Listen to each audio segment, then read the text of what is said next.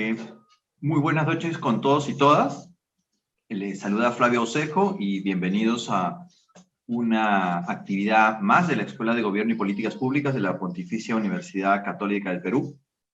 En esta ocasión vamos a desarrollar una temática que es un desafío, digamos, en nuestro país desde hace bastante tiempo y lo queremos abordar desde una perspectiva un tanto distinta, ¿no? Hemos hablado o experimentamos lo que es la gobernanza, pero quisiéramos ahora desarrollar esta temática de una manera un poquito más específica y por eso es que hemos titulado a este webinar Gobernanza Local y Desafíos Ambientales, tratando de ver cómo ligamos, cómo conectamos estos dos conceptos, ¿no? Para esta ocasión tenemos a tres invitados que van a desarrollar esta temática. Contamos en la sala Zoom, me refiero, ya con dos de ellos, Cristina Miranda Beas y José Manuel Ruano. Gabriel Quijandría Costa, que es el actual ministro del Ambiente, nos va a acompañar en unos minutos porque en este momento está atendiendo algunos requerimientos urgentes en su labor como ministro, ¿no? Entonces, la dinámica que hemos planteado para este diálogo, en realidad, de nuestros tres especialistas, es a partir de formular algunas tres preguntas orientadoras, ¿no? Sobre estos conceptos de gobernanza y ambiente, ¿no? Para un poco ilustrar esta temática de tal manera que podamos tener algunos alcances sobre ambos conceptos. Hay que recordar que este webinar lo estamos haciendo como una antesala a un curso que se va a dictar en los próximos días denominado Gobernanza y Gestión Social de la Biodiversidad, que va a estar a cargo justamente de dos de nuestros panelistas, de Cristina Miranda y de Gabriel Quijandría. Vamos a empezar entonces planteando la primera pregunta, pero no sin antes conocer un poquito más de nuestros participantes que ya están en la sala. Quiero presentar primero a Cristina Miranda Beas, que es comunicadora social y magíster en ciencia política por la PUC. 10 años de experiencia y gestión pública a través de puestos gerenciales en el Ministerio del Ambiente, en el Servicio Nacional Forestal y de Fauna Silvestre y en el Consejo Nacional del Ambiente, entre otras posiciones.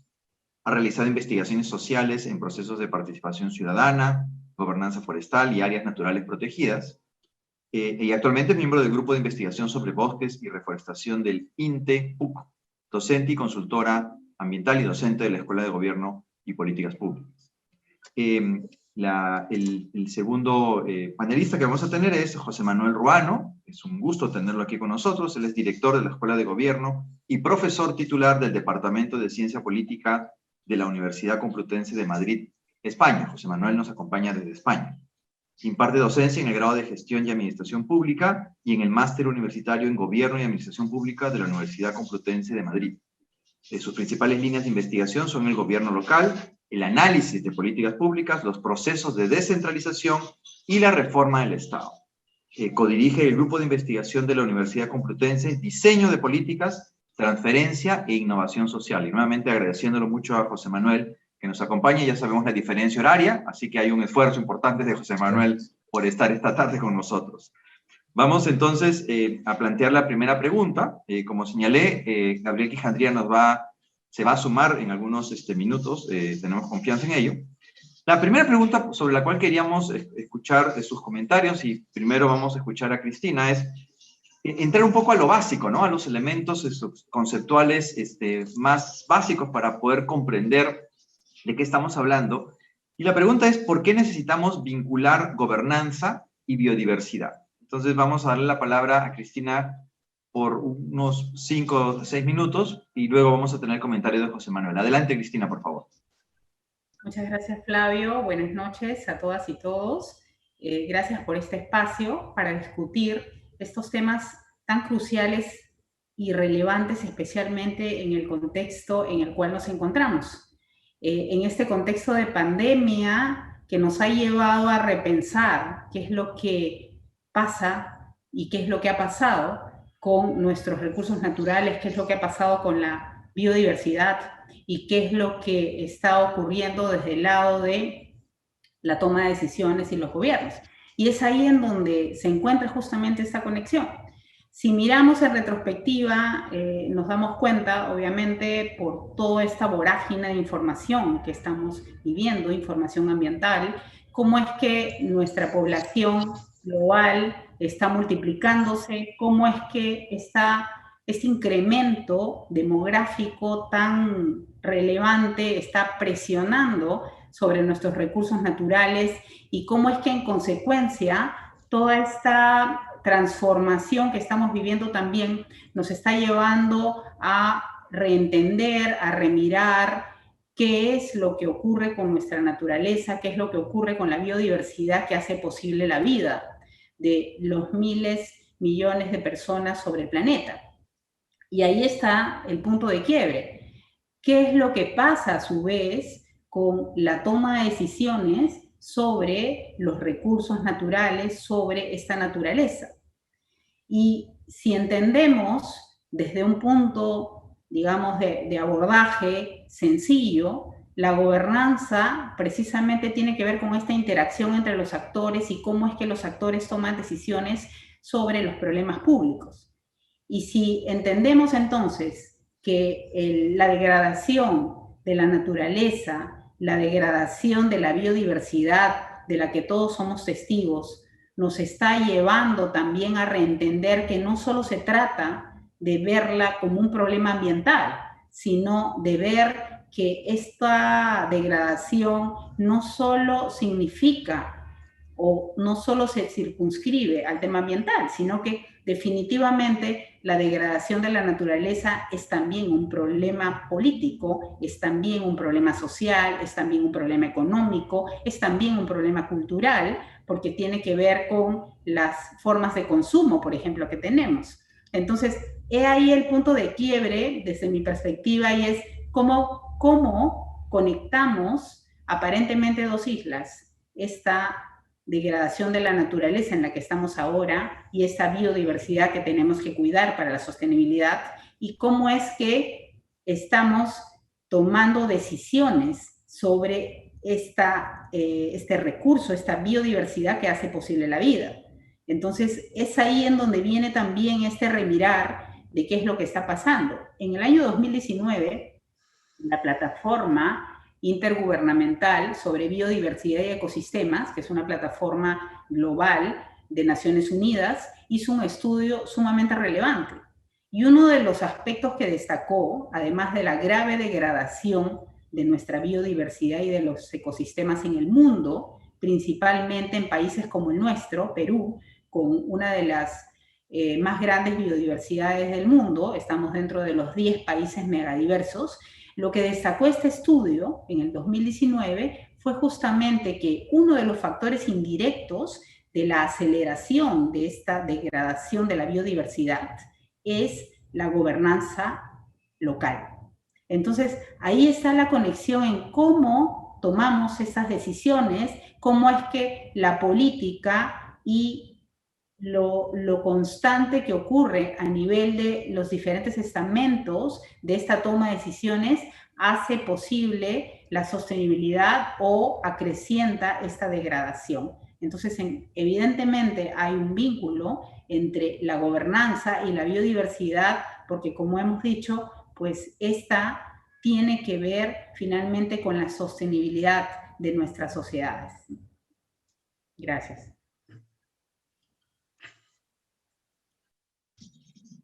Muchas gracias, Cristina. Ahora vamos con el comentario, de José Manuel. Adelante, José Manuel.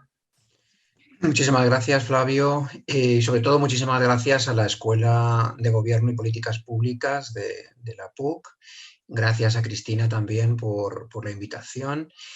Y bueno, para mí es un placer, la verdad, estar hoy aquí. Como decía Flavio antes, una de las ventajas quizá de estos tiempos que vivimos es que nos permite estar casi en muchos sitios al mismo tiempo, ¿no? Yo empecé esta mañana con una videoconferencia en Melbourne, en Australia, y termino ahora en Lima, en Perú, sin moverme de casa, ¿no? Eso tiene su gracia, ¿no? Bien, yo creo que aquí hay dos elementos, ¿no?, en la pregunta que son muy interesantes, ¿no? Uno es la biodiversidad, sobre la que mi colega Cristina Miranda es una experta y en reforestación. Y otro componente yo creo clave, ¿no? Que es el concepto de gobernanza, ¿no? Ese concepto un tanto abstracto que en los últimos años usamos cada vez más, ¿no? ¿Y por qué lo usamos cada vez más? ¿No? Porque probablemente da cuenta, ¿no? de una nueva realidad, de una manera de abordar quizá el análisis de las políticas públicas, ¿no? Estamos hablando de temas, quizá de los temas más importantes que afectan a la humanidad, como es la presión demográfica, como es la amenaza a la naturaleza, como es el cambio climático, que requieren de respuestas transversales, ¿no? Que requieren de respuestas transversales. El concepto de gobernanza nos indica precisamente esto, ¿no? Nos indica un sistema, ¿no? de toma de decisiones, un sistema de toma de decisiones que tiene dos elementos fundamentales, ¿no? Un elemento multinivel, es decir, que implica los distintos niveles de gobierno de cualquier país, y un elemento multiactorial, es decir, que compromete tanto a actores públicos y actores privados, ¿no? Y eso es un poco la riqueza quizá de este extraño concepto, ¿no? que ha hecho fortuna, como digo, desde hace algunos años para hacer referencia a problemáticas como estas, como la problemática sobre la diversidad, que requiere este abordaje multinivel y multiactorial. Es decir, un abordaje que implica, como digo, a distintos niveles de gobierno y que difumina, ¿no? de alguna manera las fronteras entre lo público y lo privado, ¿no? Que difumina las fronteras entre los actores públicos tradicionales y los actores privados que tienen algo que decir y que tienen algo que aportar en la solución de estos grandes problemas, ¿no? Y la lucha contra la degradación del medio ambiente y la preservación de la biodiversidad es sin duda prioritaria y requiere, por lo tanto, de la implicación de todos estos sectores. Por lo tanto, el medio ambiente es, desde luego, un ámbito especialmente transversal, ¿no? Lo puedo quizá explicar con un ejemplo, es decir, de poco serviría que en nuestro municipio fuéramos muy respetuosos con el medio ambiente si el municipio vecino no lo es. De poco sirve que en determinados países cumplan estrictamente una serie de estándares, ¿no? de respeto medioambiental si los grandes contaminantes, ¿no? los grandes contaminadores de los países europeos o China o Estados Unidos, ¿no? que son los grandes contaminadores, no hacen lo propio, ¿no? Este ejemplo de alguna manera ejemplificaría esa necesidad de abordar estos problemas clave para la humanidad desde una perspectiva global, ¿no? Es decir, tenemos problemas que se dejan sentir en el ámbito local, ¿no? Pero que requieren de una respuesta global, ¿no? Una respuesta multiactorial, con el concurso, como digo, de actores locales, regionales, nacionales, supranacionales y, por supuesto, actores privados. Por lo tanto, el medio ambiente en ese sentido es la protección, ¿no? del medio ambiente, sin duda, tiene una dimensión, ¿no? claramente supralocal, y me atrevería a decir supranacional, ¿no? en el sentido de que requiere de una respuesta coordinada de múltiples actores, ¿no? Esta acepción, ¿no? del concepto gobernanza es el que me parece a mí más rico, más interesante y que sirve, digamos, para abordar algo tan necesario como la protección a la biodiversidad o la protección ambiental, ¿no? Yo creo que esto sería lo que daría razón de ser a esta necesaria vinculación entre la biodiversidad y la gobernanza, ¿no? entendida como este enfoque global, ¿no? como esa necesidad de coordinación multiactorial y multinivel. Excelente, José Manuel, muchísimas gracias. Ahora, claramente estamos hablando de dos conceptos que tienen un nivel de complejidad alto, ¿no?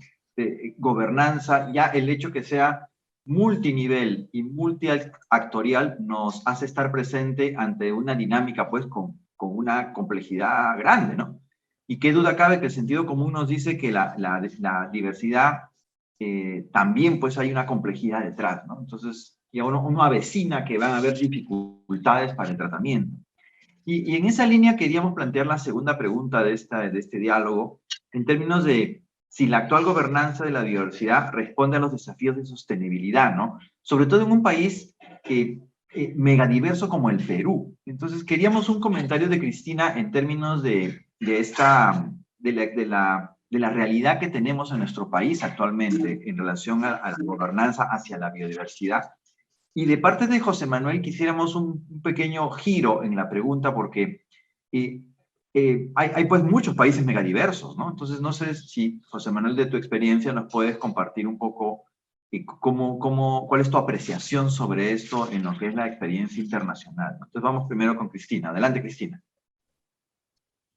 Sí, en realidad es una pregunta sumamente interesante y pensando en si realmente estamos respondiendo a esta necesidad de actuar para asegurar esta sostenibilidad desde un país tan diverso como el nuestro, en términos de geografía, en términos de accesibilidad, en términos de mega biodiversidad, como hemos señalado. Creo que es interesante mencionar en este espacio que a su vez tenemos graves dificultades para acceder a territorio, a parte de nuestro territorio que está sumamente distante, y eso hace también que la gobernanza a nivel local sea un tremendo desafío, ¿no? Eso significa que tenemos bajas o escasas capacidades de gobernar a nivel local, por una serie de cuestiones económicas, de sostenibilidad política, de accesibilidad, como mencionamos. Y en este punto me detengo porque revisaba hace unos días este estudio o este laboratorio de la democracia que es el Latino Barómetro. Y el Latino Barómetro es una herramienta interesante en la medida que nos ha ido diciendo en los últimos 10 años, sobre una base de encuestas muy bien formuladas, con un monitoreo adecuado, nos ha ido diciendo qué es lo que están pensando y qué es lo que estamos pensando a nivel latinoamericano respecto a las condiciones políticas y respecto a la democracia. Entonces, creo que es bien relevante mencionar que uno de los aspectos que más ha llamado la atención en este indicador del nivel de aceptación o percepción positiva o negativa de la democracia en América Latina es que 3 de cada 4 personas tiene una percepción negativa acerca de la democracia y que la democracia es no suficientemente valorada, sino más allá de la democracia o de una dictadura inclusive, lo que expecta el ciudadano latinoamericano, y eso se expresa igualmente a nivel de nuestro país, en Perú, es que lo que se busca es un actuar del Estado. Y menciono esto porque si lo extrapolamos a las capacidades de un gobierno local, definitivamente lo que vamos a encontrar es una debilidad para actuar. Y esto tiene como una punta de lanza esta percepción que tiene el ciudadano promedio respecto a la autoridad. Si este es el punto de inicio, pues determinar qué acciones deberían tener en cuanto a la biodiversidad y su conservación, en cuanto a la biodiversidad y el uso sostenible de los recursos, es un tremendo desafío. Y definitivamente parte de lo que muestra esos desafíos y de todavía la escasa presencia de los gobiernos locales en el territorio de verdad, en el actuar cotidiano, es que en nuestro país tenemos economías ilícitas que sobreviven en medio de economías lícitas. Y ese es el caso de regiones como Madre de Dios, en donde hay toda una arquitectura económica hecha para que esté ahí una economía ilegal que tiene una serie de implicancias sociales y ambientales, y sobre las cuales los gobiernos no necesariamente tienen tanta efectividad para actuar. Hay muchos esfuerzos relevantes, pero especialmente a nivel local, se nota una baja capacidad para afrontar esos desafíos, ¿no? Entonces, evidentemente, hay un aspecto que tiene que ver con estas escasas capacidades estatales que no solo se vinculan a recursos económicos, sino también a capacidades humanas. También se vinculan a qué reales potencialidades hay para liderar procesos. También se vincula a esta percepción, como mencionábamos, negativa de la autoridad. Entonces, a pesar de las oportunidades que existen en relación a un creciente interés respecto a la conservación de la naturaleza, respecto a la importancia de la biodiversidad para sostener la vida, en realidad lo que también por otro lado se afronta, como mencionábamos, era esta baja capacidad de actuar en el territorio y tener esta devolución, diríamos, del ciudadano respecto a un respeto a la autoridad, respecto a que esta autoridad realmente me representa, esta autoridad realmente actúa en favor del bienestar, porque evidentemente hay una serie de cuestiones que han ido degradando o han ido mellando esta presencia de las autoridades locales. Pero lo bueno es que en medio de estos desafíos que tenemos, que se acrecientan, como dijimos al inicio, con esta situación de pandemia, hay también una expectante necesidad de ver qué es lo que van a hacer las autoridades en el marco de esta nueva normalidad que construimos. En el marco de esta nueva normalidad que vamos poco a poco imaginándonos y reinventando. Entonces, quiero decir que a su vez también hay oportunidades de poder corregir este camino y de poder integrar paulatinamente esta presencia fuerte de los gobiernos locales en base a estos desafíos que tenemos en nuestro país, que van asociados a esta enorme biodiversidad que además tiene un foco o una atención global sumamente relevante, porque recordemos que Perú es el segundo país con una extensión de bosques más importante a nivel de Sudamérica. Entonces, somos un país que tenemos en el cual están puestos los reflectores globales, y eso también significa ponerle mucho más atención a este desempeño de las autoridades locales. Gracias, Cristina. Sí, pues porque en nuestro país tenemos una cantidad importante de municipios, que son 1.800 municipios, más o menos los que tienen algún tipo de... los que tienen responsabilidades, digamos, y capacidades para poder actuar sobre la biodiversidad. Pero no somos un país que tenga en realidad una cantidad grande de municipios, ¿no? Tenemos el caso de España o Francia, donde las autoridades locales son mucho más grandes. Entonces nos interesa un poco la perspectiva de José Manuel. Adelante, José Manuel. Muchas gracias, Flavio, perdón. Bueno, no es que las autoridades locales sean grandes, realmente son muy chiquitas, ¿eh? Eso explica el altísimo número de municipios que tenemos en España. Es decir, en España tenemos actualmente, exactamente este año, 8.131 municipios, para una población total de 47 millones de habitantes. Eso significa que la gran mayoría de estos municipios son municipios muy pequeños, con muy poca población, de carácter rural, que por lo tanto son incapaces de prestar los servicios básicos, ¿no?, a la población. Cuando me refiero a los servicios básicos, quiero decir la prestación de servicios de agua potable y de saneamiento, si no es con la ayuda de otras administraciones o en régimen de colaboración con otros municipios, ¿no?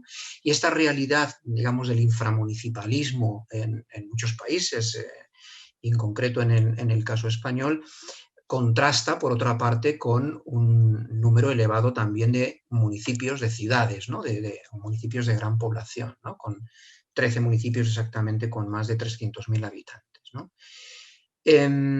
Claro, a la pregunta de si la actual gobernanza responde a los desafíos de la sostenibilidad,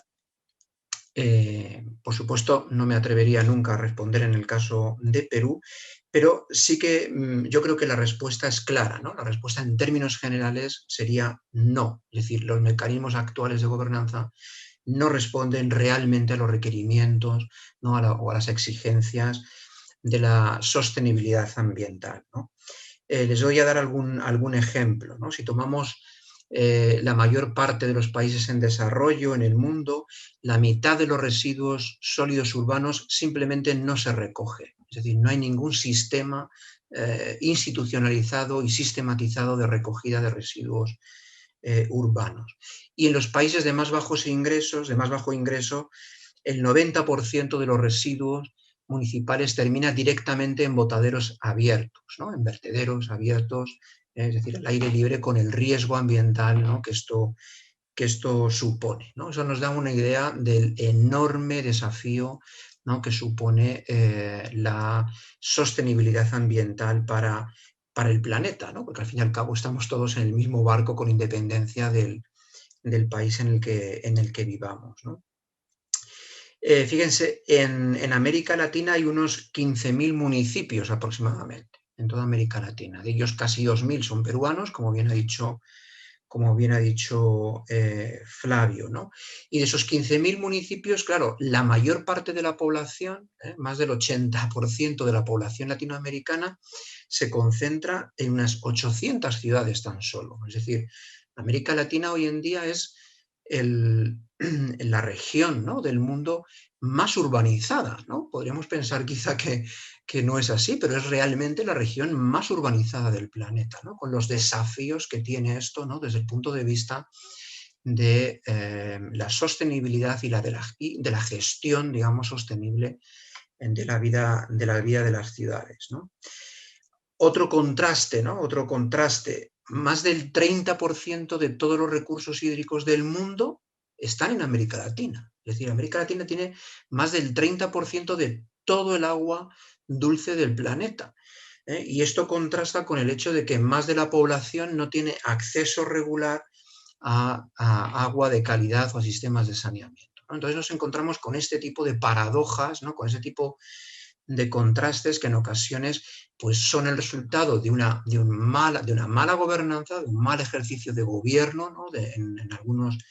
en algunos aspectos, y de amenazas claras, ¿no? al medio ambiente.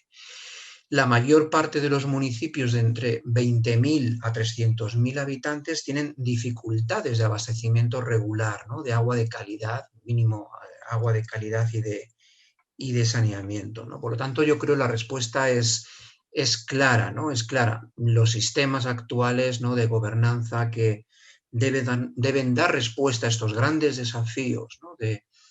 en materia medioambiental, en materia de protección de la naturaleza y en materia de protección de la biodiversidad, no están a la altura, digamos, de lo que necesitamos, ¿no? Realmente hoy en día.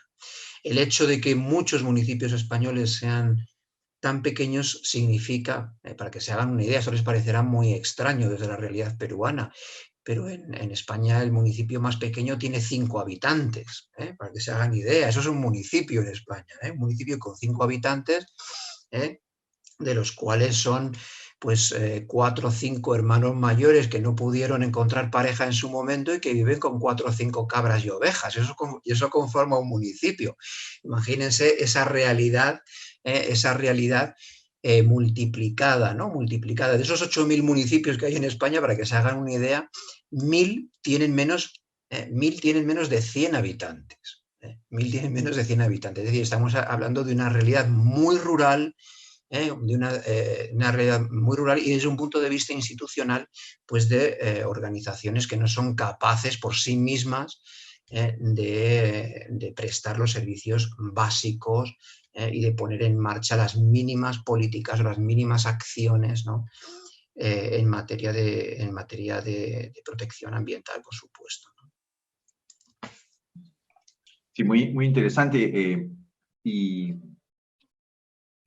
sorprende, ¿no? La atomización que existe a nivel de los municipios y la brecha que hay entre unos que tienen 300.000 habitantes y otro que tiene más animales domésticos que humanos, digamos, en el municipio, ¿no? es una realidad que desde cierto punto de vista sí tiene una similitud con la que tenemos en nuestro país. Claro, aquí no hay una atomización tan grande, pero ciertamente tenemos, por ejemplo, municipalidades rurales en zonas de frontera con muy poca capacidad para actuar, ¿no? Y el otro elemento también que rescato, digamos, de ambos comentarios es que efectivamente el Perú es un país que tiene una megadiversidad muy grande, una presencia también muy grande de agua fresca, y donde las autoridades municipales son las que están más cerca de donde se encuentran estos dos recursos, ¿no? Porque las ciudades principales en Perú son ciudades de costa, y en realidad el agua y la megadiversidad está principalmente en la Amazonía, que es donde hay menos población, y donde están los municipios, digamos, más con mayor debilidad, ¿no? Y eso nos lleva un poco a nuestra tercera pregunta, ¿no? En ese escenario, ¿cuál es entonces el rol de las autoridades locales para una gobernanza efectiva e inclusiva, ¿no? Y creo que ahí la respuesta requiere un matiz, ¿no? Porque en un entorno de debilidad institucional, una cosa es lo que la norma dice, ¿no es cierto? El rol en términos normativos, y otra cosa es lo que la realidad le permite hacer. Y esto genera, pues, tensiones severas, ¿no? Así que va a ser interesante el comentario de nuestros especialistas. Adelante, Cristina, por favor. Sí, sumamente interesante los comentarios, y definitivamente me quedo pensando en lo que mencionó hace un momento José Manuel, y cómo es que se puede gobernar para 4 personas y cómo es que se puede gobernar para una cantidad de personas que ni siquiera tienes identificadas, como ocurre aquí.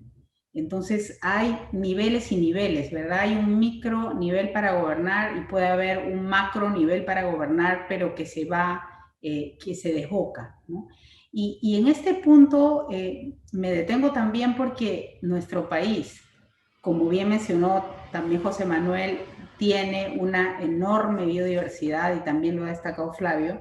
De hecho, tenemos la 4ª parte de tierras cultivables del mundo, solamente en Perú. O sea, la lista es larguísima para decir todo lo que tenemos. Pero a eso además, y hay que agregarle un aspecto sumamente importante, y es esta diversidad cultural. Y eso imprime también una manera distinta o una demanda distinta de gobernar desde el nivel local. Recordemos que el Perú tiene 55 pueblos indígenas originarios y se habla más de 40 lenguas originarias. O sea, es decir, tenemos realmente una diversidad que se imprime desde el punto de recursos naturales, pero también desde la cultura de nuestras propias poblaciones. Entonces, eso hace que definitivamente los desafíos para gobernar desde el nivel local son mayúsculos, porque en medio de esta diversidad cultural tenemos estas barreras de acceso a Internet, estas barreras de acceso a la educación, y esta imperiosa necesidad de repensar esta gobernanza inclusiva y esta gobernanza efectiva. Porque finalmente el gobernante local se debe, ¿verdad?, a sus ciudadanos, pero si no hay una comprensión real, ni siquiera en términos de idioma, entonces sí puede ser un tremendo desafío, y lo es. Afortunadamente en nuestro país hay avances paulatinos, pero hay avances. Los esquemas de participación que consideran, por ejemplo, a pueblos indígenas están mejorando, están cambiando. De hecho, a mí me tocó participar en un proceso de consulta previa con pueblos indígenas sobre una política forestal que justamente analicé en mi investigación. Quiero decir que hay una transformación paulatina de cómo es que los gobiernos, desde el nivel nacional, pasando por el nivel local, están también comprendiendo cómo se debe involucrar al ciudadano en la toma de decisiones sobre la biodiversidad y sobre los recursos naturales, cómo gestionarlos, considerando que muchos ciudadanos peruanos y ciudadanas viven en medio de esos recursos y están alejados de la real toma de decisiones. Entonces los desafíos de gobernanza justamente van en línea con incorporar paulatinamente y de una forma más efectiva e inclusiva a estos ciudadanos y ciudadanas que necesitan ser parte y deben ser parte de esta toma de decisiones, ¿verdad? Todo un desafío, y solamente para mencionar además, y seguro muchos de quienes nos acompañan saben, nuestro país tiene inclusive pueblos en aislamiento voluntario. Entonces, la diversidad cultural es tremendamente desafiante, ¿no? Y con ello tenemos también muchas normativas, porque nuestro Estado se ha construido de esa manera, como la mayoría de estados en América Latina y en el mundo, ¿no? Se han construido desde una base legal, normativa, pero no desde una base que mira al ciudadano, o sea, desde una base social. Entonces, de hecho, como mencionó José Manuel, ahora que hay una resignificación de la gobernanza, nos está también dando lugar a incrementar esta participación y mirarla desde un lado mucho más efectivo para lograr una verdadera inclusión del ciudadano, ¿no? Gracias. Excelente. Adelante, José Manuel. Gracias de nuevo, Flavio. Bien, preguntaba Flavio, ¿cuál es el rol de las administraciones locales para una gobernanza efectiva e inclusiva? Bien, yo suelo decir que todo problema social es un problema urbano, ¿no? Todo problema social es un problema municipal, porque cualquier problema social, sea de la índole que sea de la naturaleza que sea, se deja sentir en primer lugar, ¿no? en el ámbito local. Si tenemos un problema de desempleo, por salir del tema, inmediatamente se va a dejar sentir en la seguridad de nuestro municipio. Si tenemos cualquier otro tipo de problema, esos problemas se van a dejar sentir, ¿no? en un primer momento en el ámbito local. Y eso es precisamente lo que pasa también en el ámbito de la sostenibilidad ambiental, ¿no? Es decir, aunque no seamos desde un punto de vista institucional responsables o no tengamos competencias plenas, ¿no? como municipios para actuar frente a determinadas problemáticas, no vamos a ser ajenos, ¿no? a esa problemática en sí. Es decir, vamos a sufrir las consecuencias del calentamiento global, vamos a sufrir las consecuencias del cambio climático, las sequías o las inundaciones repentinas, ¿no? Y por mucho que tengamos herramientas a nivel municipal, nos sentimos impotentes, ¿no? para hacer frente a problemas de una magnitud que requiere realmente, como dije al principio, de un enfoque global, ¿no? Dicho de otra manera, muchas veces muchos problemas no son de competencia municipal, y eso sería un caso claro. Muchas veces los municipios no son competentes, no son de competencia municipal, pero yo diría sí son de incumbencia municipal, ¿no? En el sentido de que si bien no son de competencia municipal, no tenemos las herramientas normativas, no tenemos las capacidades para hacer frente a esos problemas, desde luego que nos afectan y nos preocupan, y por supuesto debe preocupar ante todo a los dirigentes locales, ¿no? a los responsables políticos locales que están al frente de estas comunidades, ¿no?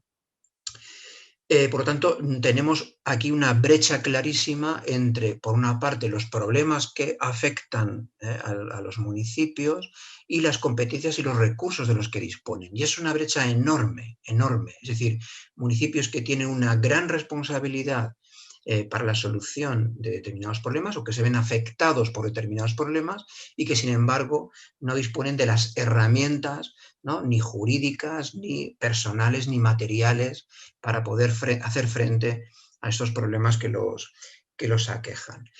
¿Cuál es la salida a esta paradoja entre problemas que nos afectan y problemas frente a los que no podemos actuar? Pues la salida no es más que la coordinación, y volvemos al concepto de gobernanza, ¿no? Es decir, la salida no puede ser más que la coordinación entre municipios y la coordinación entre el ámbito local y otros ámbitos territoriales de gobierno, ¿no? ¿Cómo se gobiernan esos pequeños municipios? Claro, estos pequeños municipios en España no tienen capacidades para hacer frente casi a ningún problema que afecta a su comunidad. Entonces, ¿cómo lo hacen? ¿No? Pues conformando comunidades municipales, ¿no? Conformando entidades de cooperación intermunicipal y tratando de cooperar con el ámbito regional y con el ámbito nacional simultáneamente en la solución que afecta a los problemas locales, ¿no? Esto es muy, muy claro, ¿no? Es decir, estas asociaciones de cooperación intermunicipal, ¿no?, que en España llamamos mancomunidades de municipios, no es más que experiencias de cooperación y de colaboración entre municipios para crear unidades poblacionales que tengan el tamaño suficiente como para responder a esos problemas desde un punto de vista de las economías de escala, es decir, lograr las economías de escala suficiente y tener los recursos suficientes como para poder abordar este tipo de problemas, que sin duda son problemas, como digo, supramunicipales, ¿no? Son problemas de carácter supramunicipal. Aquí nos encontramos con esa pequeña dificultad, es decir, que el ámbito de representación política sigue siendo el ámbito municipal, es decir, los electores votan a su alcalde o a su alcaldesa en las elecciones municipales y, sin embargo, el ámbito de actuación, el ámbito de las políticas públicas cada vez más supera las barreras los límites administrativos del municipio.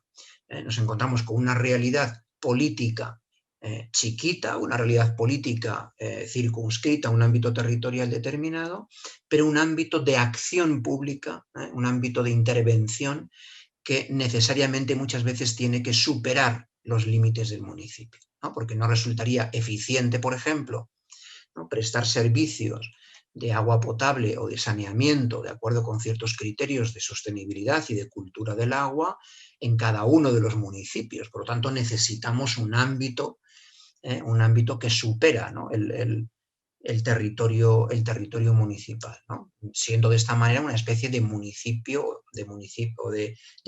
funcional, que en realidad está agrupando a varias entidades para lograr esas economías de escala. Por lo tanto, la clave aquí, o la palabra clave, a mi modo de ver, es la palabra coordinación, ¿no?, la palabra cooperación, ¿no?, la palabra coordinación y la palabra cooperación entre distintas unidades, entre distintos niveles de gobierno, ¿no? Ese es uno de los aspectos fundamentales. Y la palabra cooperación, cooperación entre el sector público y el sector privado, ¿no?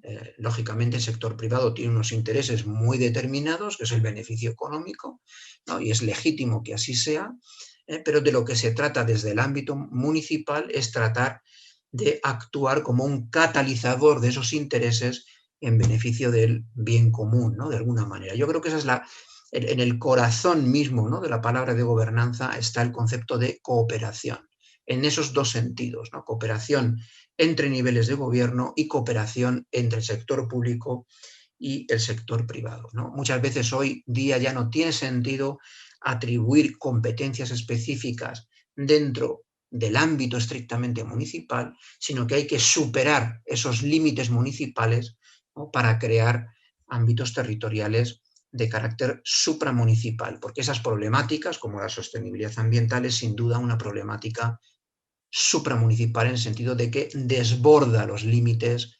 de un municipio. Por muy limpios que seamos en nuestro municipio, en nuestro río, si el municipio vecino no lo es, ¿verdad?, no habremos logrado ningún resultado. Muy bien, muchas gracias.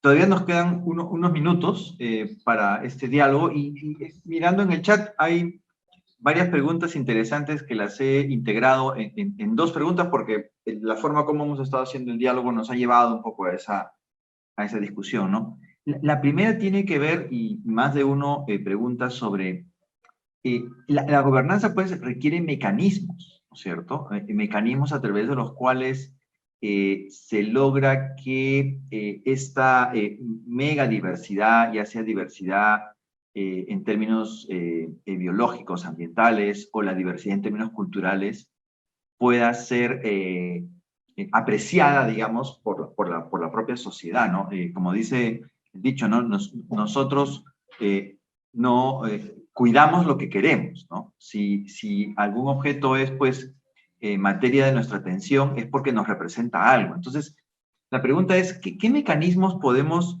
utilizar para generar esta valoración, ¿no? Y quiero comentarlo desde dos dimensiones, ¿no? Una puede ser la valoración económica, ¿no? Pero también está la otra dimensión que es la valoración cultural. Entonces, desde vuestra experiencia, tanto Cristina como José Manuel, un municipio, ¿no?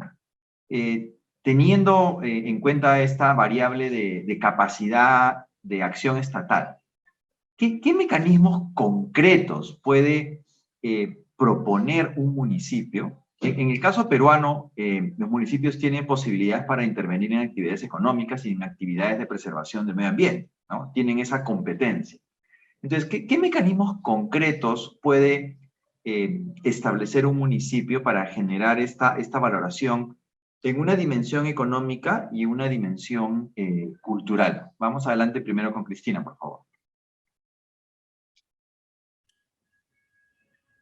Definitivamente es un desafío bastante grande, ¿no? Y creo que si pensamos en cómo construir esta valoración y esta comprensión de lo que tiene un municipio y respecto a la autoridad, yo diría que lo primero es esta cercanía entre la autoridad y el ciudadano.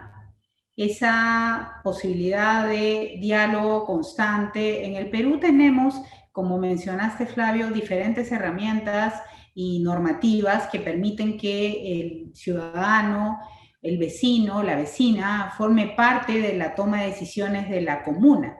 Sin embargo, como hay un hastío o hay una baja apreciación de ese rol de la autoridad, entonces no se da esa conexión. Entonces yo diría que como primer punto es clave que la autoridad pueda recuperar la confianza.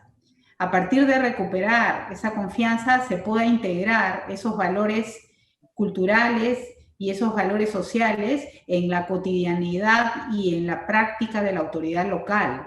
Es decir, para mí eso se basa en tender puentes constantes e incorporar, pero de verdad y eficazmente, a ese ciudadano o a esa ciudadana. Porque una cuestión constante es esta brecha que se abre, ¿verdad?, entre las expectativas del ciudadano y lo que hace la autoridad. Entonces creo que acortar esa brecha tiene mucho que ver con construir un diálogo constante, una participación permanente que pueda a su vez asegurar esa legitimidad y esa posibilidad de ejercer mejor esta gobernanza desde la autoridad local. De acuerdo. Es decir, el planteamiento de Cristina es que una condición mínima es recuperar la confianza del ciudadano, ¿no? Y una vez recuperada la confianza, los mecanismos que ya tiene un municipio de participación y diálogo son los que le van a permitir generar legitimidad y sobre ello actuar a nivel de la diversidad, ya sea en la dimensión económica o social o sociocultural, ¿no? ¿Tú qué piensas, José Manuel? ¿Qué mecanismos se pueden utilizar? Pues yo soy un poco más pesimista que mi amiga Cristina en ese sentido. Yo distinguiría más bien entre medidas a largo plazo y medidas a corto plazo, ¿no? Yo creo que entre las medidas a largo plazo sin duda está la educación, ¿no? La educación. Quien puede salvarnos de esto son los niños y niñas, ¿no? Realmente. Esto ya lo sabía muy bien quien fue alcalde de Curitiba en Brasil, Jaime Lerner, que decía, los niños, si los educamos en las escuelas, ¿no? Y él fue uno de los mejores alcaldes del mundo, ¿no? Si los niños y las niñas los educamos en las escuelas, terminarán enseñando a sus padres en casa y a sus madres cómo reciclar, ¿no? Claro, y eso tiene que ver con un componente cultural, ¿no? Con un componente cultural, cómo pasar de una cultura consumista, ¿no? De una cultura donde no había ningún freno, digamos, ninguna preocupación, ¿no? Ambiental, que es la que vivieron quizá nuestros padres, a una bueno, pues realmente a un sistema de alarmas rojas, ¿no? Es decir, a un momento en el que saltan ciertas alarmas, ¿no? De la misma manera bueno, pues que en el Perú hay mapas de riesgo sísmico, pues también debemos tener mapas de riesgo sistémico en materia medioambiental, ¿no? Yo creo que la educación en ese sentido, pero claro, eso es una medida a largo plazo, es sin duda una buena acción, ¿no?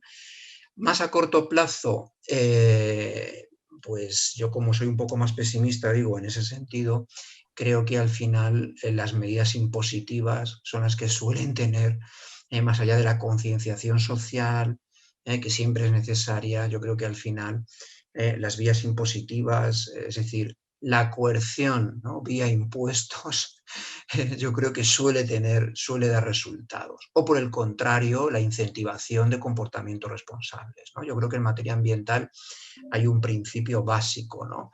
Que es que quien contamina paga. Quien contamina paga, es decir, quien contamina tiene que volver a dejar, digamos, en el estado original aquello, ¿no? Que utilizó para la producción.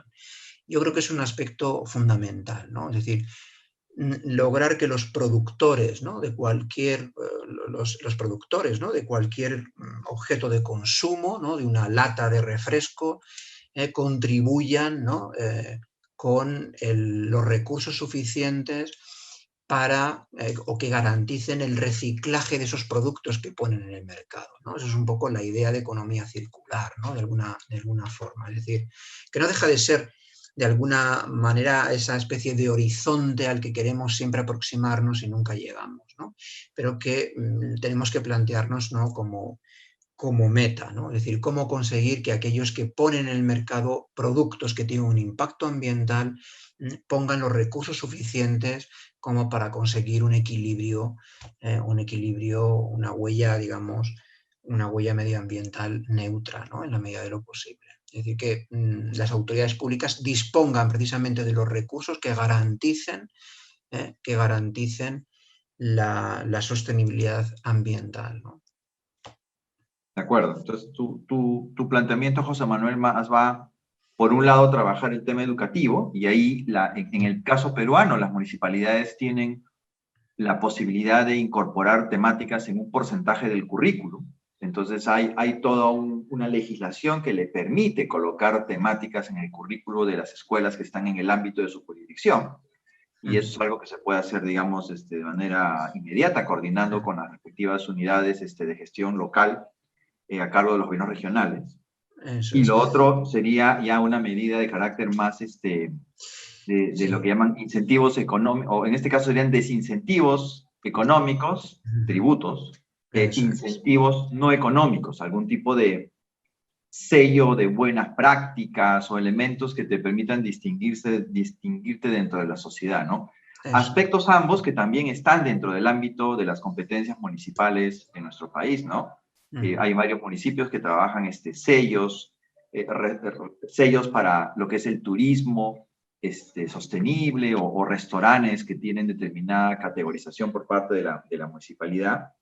Y así como en las zonas urbanas existen municipalidades que, por ejemplo, te cobran por estacionarte mal, la grúa viene y se lleva el carro, esos mecanismos también se pueden implementar pensando en dar algún tipo de sanción en este mecanismo, frente a este planteamiento de quien contamina paga, ¿no? Claro.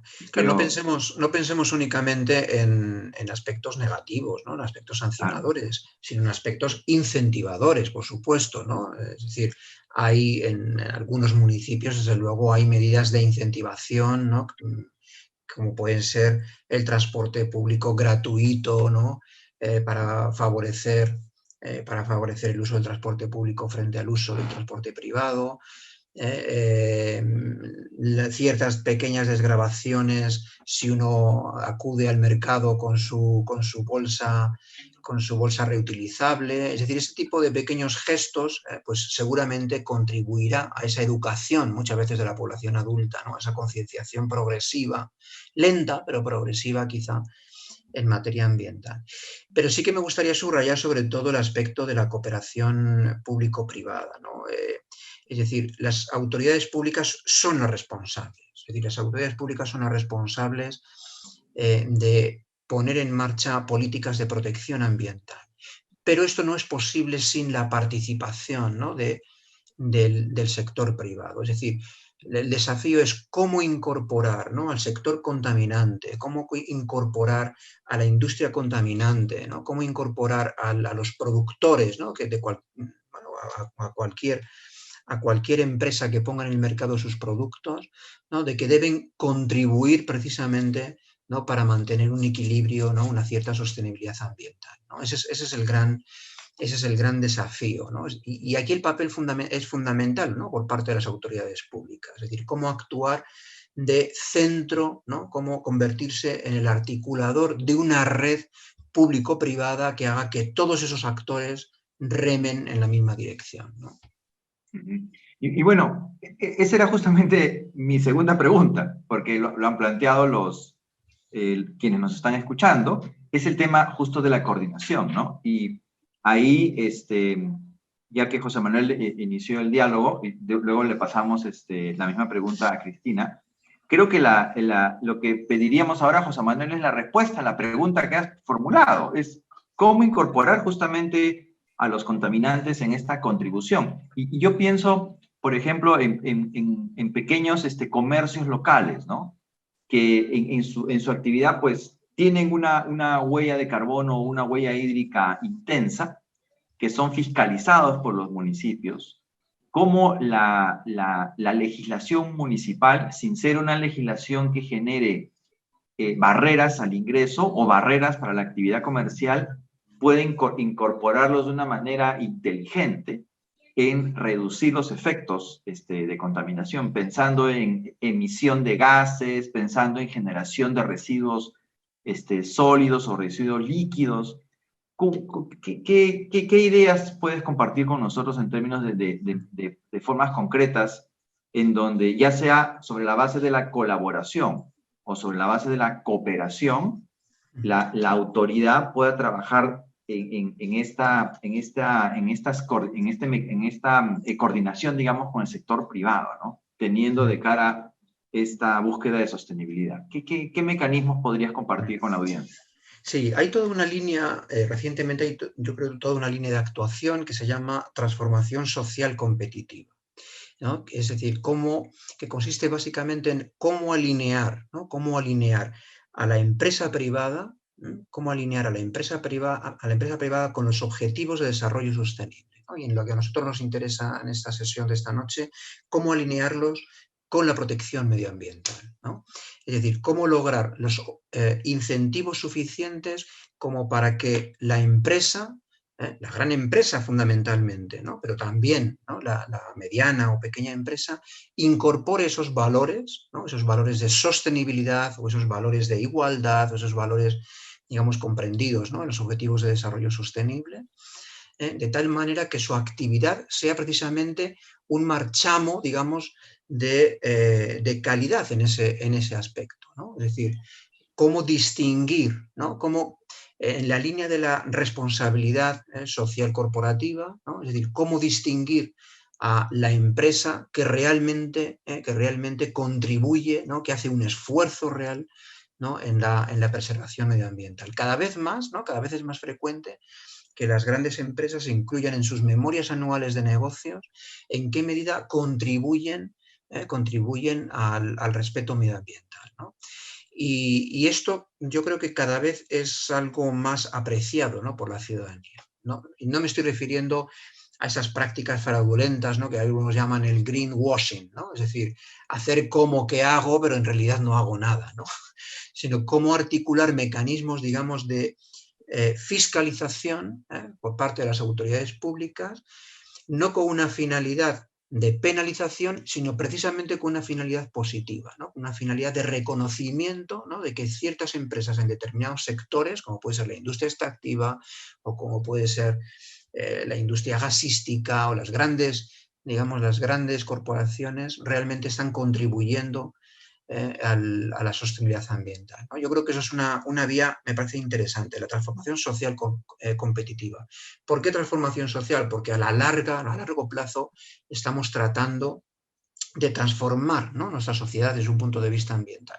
¿Por qué competitiva? Porque en un contexto de mercado, quienes van a ganar, ¿no?, a la larga en una sociedad concienciada con esa problemática, quienes van a ganar más nichos de mercado, más segmento de mercado, van a ser probablemente las empresas que logren transmitir, ¿no?, a la ciudadanía su compromiso real con la protección ambiental.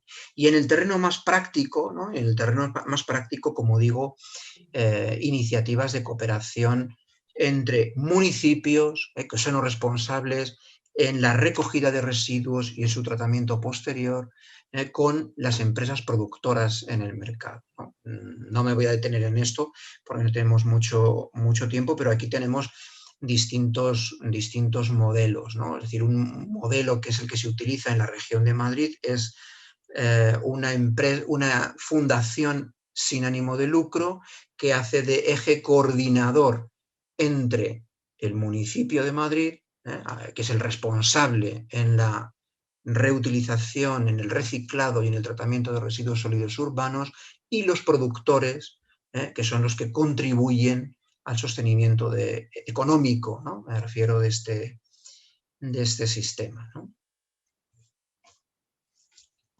De acuerdo. Muchísimas gracias, José Manuel. Cristina, tú has desarrollado tu tesis de maestría justamente sobre el tema de gobernanza, ¿no? Y ¿cuál sería tu apreciación en términos de cuáles entonces podrían ser estos mecanismos de coordinación, ¿no? Creo que aquí hay dos dimensiones, ¿no? Hemos conversado esta noche sobre la necesidad que los municipios trabajen de manera cooperativa, teniendo en cuenta que son municipalidades con capacidades no suficientes para poder actuar de manera unilateral, y trabajando de manera cooperativa pueden hacer una mirada territorial y un aprovechamiento mucho más eficiente. En lugar de tener, pues, 3 o 4 municipios, 3 o 4 rellenos sanitarios, se pueden coordinar para que solamente exista 1 o 2, y eso hace un aprovechamiento mejor del territorio, ¿no? ¿Qué sugerencias tendrías tú para este trabajo entre municipios de cara a lo que en nuestra legislación llamamos la creación de mancomunidades? Sí, esa pregunta es sumamente interesante porque efectivamente la coordinación y esta cooperación que mencionaba José Manuel tal vez es uno de los bienes más preciados y a veces más escasos en la gestión. Yo quisiera destacar efectivamente en este punto que las mesas de gobernanza o los comités que se establecen a nivel territorial son espacios ideales justamente para tomar esas decisiones. Y los he visto cuando me ha tocado trabajar desde el Consejo Nacional del Ambiente, por ejemplo, cómo es que estos comités en el territorio pudieron permitir que poco a poco se fueran tomando decisiones tanto a nivel del sector privado como a nivel del sector público. Es decir, incluso a nivel de representaciones de organizaciones sociales. Entonces, para mí, desde mi perspectiva y desde la práctica de la gestión pública durante estos años, es que la coordinación y la cooperación entre entidades del Estado y entidades del sector privado y las organizaciones sociales se hace en el campo y se construye día a día, porque es una constante de sostener, porque a veces puede ocurrir que se ponen de acuerdo en algo y luego esa coordinación exitosa se cae porque no se sostiene a lo largo del tiempo. Lo he podido ver y puedo citar, por ejemplo, un caso muy particular, y es que en el año 2005-2006, el Consejo Nacional del Ambiente, que en el 2008 se convirtió en Ministerio del Ambiente, desarrolló e impulsó un grupo técnico de trabajo para analizar el impacto de las botellas plásticas. Y en ese análisis del impacto de las botellas plásticas estaban involucrados el sector privado, las empresas del sector que justamente generaban el desecho. Entonces, para mí, en esos años yo empezaba en el sector ambiental, me llamó tanto la atención que en este grupo estuvieran involucrados los que generaban los desechos.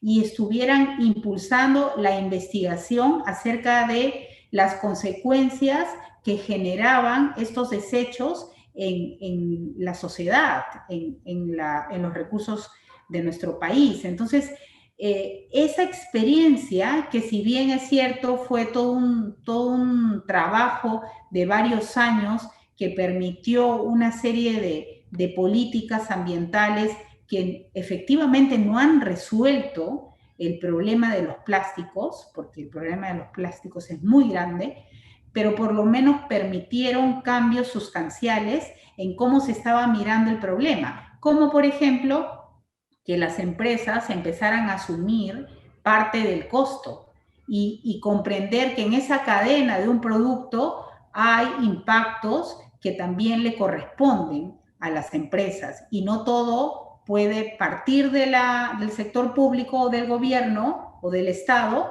o impactar en el consumidor, y que hay una línea intermedia que también compromete a las empresas, ¿no? Entonces, creo que el punto, volviendo a la pregunta que mencionaba Flavio, para mí es este espacio que se construye a nivel de comités o grupos de trabajo en el territorio, en este nivel local, porque en este nivel local es en donde día a día están las personas involucradas y sufriendo o viendo los impactos ambientales. Entonces, creo yo que esto exige un nivel de coordinación constante que el gobierno o el Estado impulsa, pero que a su vez también las organizaciones sociales involucradas pueden comprometer e impulsar.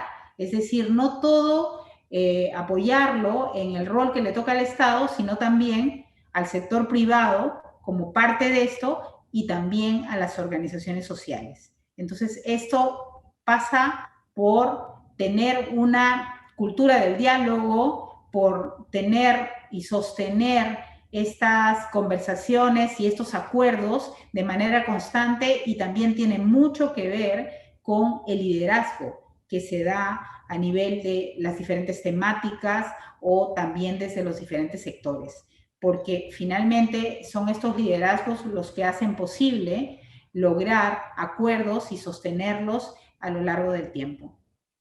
Gracias. Muy bien. Bueno, estamos llegando hacia el final de este webinar. Creo que en esta pregunta hay como una coincidencia de parte de nuestros dos panelistas, ¿no? En el sentido de cómo este trabajo de coordinación es un esfuerzo que tiene que ocurrir en el terreno, como señala Cristina, y en el día a día, ¿no? Son medidas que surgen, puede ser que existan ya esquemas vigentes, pero algo que se construye ¿no? Es un esfuerzo en donde, si no está, como señala José Manuel, el generador del efecto, digamos, sobre el medio ambiente, sobre la diversidad, las posibilidades de poder reducir sus efectos, pues, son mínimas, ¿no? Tiene que haber una presencia, desde la perspectiva, digamos, de una convicción de que es necesario poder reducir estos efectos, ¿no? Y en ese sentido creo que es muy interesante los aportes.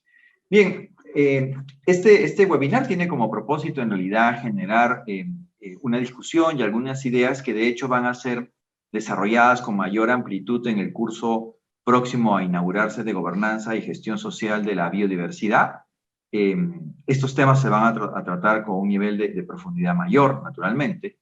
Va a estar a cargo de Cristina Miranda y de Gabriel Quijandría, quien se ha disculpado porque no ha podido desprenderse de sus actividades como ministro de Estado, pero ellos son los que van a tener a su cargo, son los docentes a su cargo de este curso, ¿no?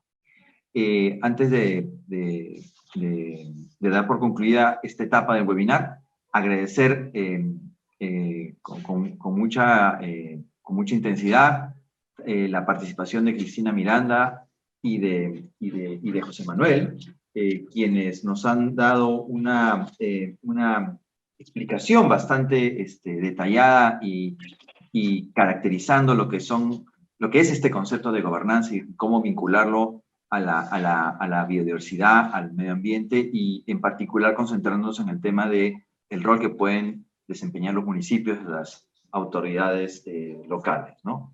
Entonces, en esa línea, muchísimas gracias, en particular a ti, José Manuel, por dedicarnos este tiempo. Sabemos la diferencia horaria. A Cristina, a quien la vamos a ver como docente. Y estaríamos dando por concluida esta etapa del webinar. Buenas noches con todos y todas. Muchísimas gracias. Muchas Profesor, gracias. antes vamos a pasar un poco de información para los que están interesados en el curso, así que no se vayan todavía. Carolina, puedes comenzar con la exposición. Muchas gracias, Mariela. Muchas gracias, profesor Osejo. Buenas noches, profesor Ruano, profesora Miranda, y buenas noches a todos. Les saluda Carolina Pineda. Soy una de las asesoras del área comercial de la Escuela de Gobierno y Políticas Públicas PUC.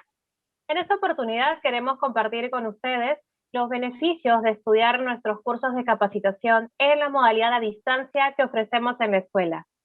En primer lugar, tenemos una plana docente con amplia experiencia en el sector público. Tendrán clases en vivo y grabadas. Contarán con asesoramiento académico personalizado y permanente. Tendrán actividades individuales como también grupales, con finalidad de fortalecer el trabajo en equipo y networking. Y por último, y no menos importante, la convocatoria es abierta y a público en general. Por tanto, la Escuela de Gobierno y Políticas Públicas PUC, en alianza con el Instituto de Ciencias de la Naturaleza, Territorio y Energías Renovables, INTEPUC, los invita a participar al curso de capacitación en Gobernanza y Gestión Social de la Biodiversidad. El curso busca brindar a los participantes un desarrollo de capacidades conceptuales en torno a gobernanza, gestión social y percepción pública. Contarán con 6 módulos de estudio, los cuales estarán comprendidos desde conceptos básicos hasta claves para la buena gobernanza y análisis de casos prácticos. Lo podrán visualizar en la siguiente diapositiva. La enseñanza estará a cargo de 2 docentes destacados, entre ellos Cristina Miranda Bea, actual miembro del Grupo de Investigación sobre Bosques y Reforestación del INTEPUC, y Gabriel Quijandría Costa, actual ministro del Ambiente. Gobernanza y Gestión Social de la Biodiversidad. Curso de capacitación, tenemos un próximo inicio este 11 de junio. Disponemos la tarifa de pronto pago de 700 soles, pago único en su totalidad hasta este martes 2 de junio. Las inscripciones se encuentran disponibles en nuestra plataforma virtual PUC. ¿Desean recibir información? No duden en comunicarse a nuestros correos electrónicos o vía WhatsApp y llamadas al teléfono 962-379-448. Quedamos atentos.